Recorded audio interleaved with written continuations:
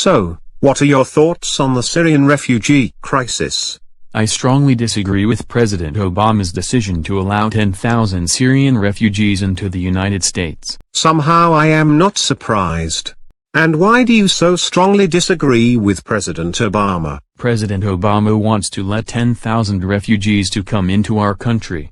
I think it should be much more than that. 10,000 is not enough. That is not what I expected you to say. I mean, think about it.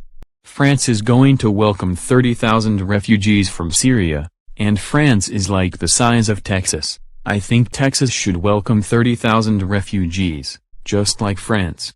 There is more space for refugees in Texas than there is in France. But what if some of the refugees are, in fact, terrorists? The vast majority of the refugees are women, children, and elderly people.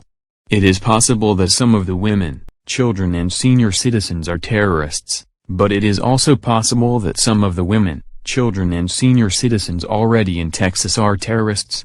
It is possible that you are a terrorist. I assure you I am not a terrorist. Based on the way you put butter on your toast, I think I agree with you. The point is, the good deed far outweighs the risk, in this case. Interesting. What about the risks involved if we don't welcome refugees into Texas and other states? Actually, the risks are great. If the USA turns away refugees from Syria, they will have nowhere else to go. They will be faced with a life of fear, isolation and suffering, and some of the conditions that lead to terrorism are, in fact, fear, isolation and suffering. We would be fanning the flames of anti-American sentiment, and possibly, terrorism, and not only that, but other countries will resent us as well.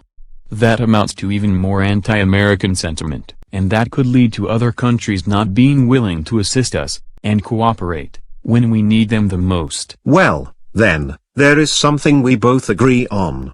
When it comes to helping our fellow human beings, it is best to do the right thing, and welcome those in need, despite the risks. Exactly.